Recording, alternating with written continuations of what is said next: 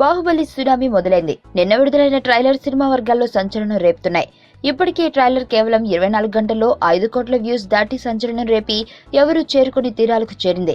ఇక బాహుబలి దెబ్బకు చాలా సినిమాలు విడుదల విషయంలో జాగ్రత్త పడుతున్నట్లు తెలుస్తుంది. ఇప్పటికే పవన్ కళ్యాణ్ కాటమరాడు సినిమా ఎలాగో ఈ నెల 24న విడుదలవుతుంది.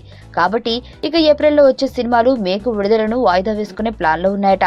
అయితే బాహుబలి దెబ్బకు అల్లు అర్జున్ డీజే సినిమాపై ఎక్కువ ఎఫెక్ట్ పడేలా ఉంది.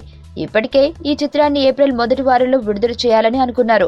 కానీ బాహుబలి మానియాతో దీన్ని మేలో విడుదల చేయాలని ఫిక్స్ అయ్యారట.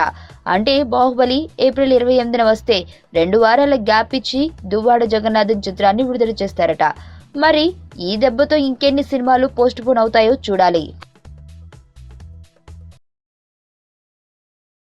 సుబ్బు, నీకు తెలుసా? నాకు ఎర్లీ మార్నింగ్ ఒక కల వచ్చింది. ఏమని?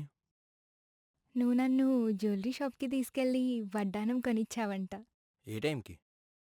మ్మ్, గుర్తులేదు సుబ్బు, 5కి అనుకుంటా. అదే మరి 5కి మీ బాబొచ్చి బిల్లు కట్టినట్టు నాకు కాల్ వచ్చింది.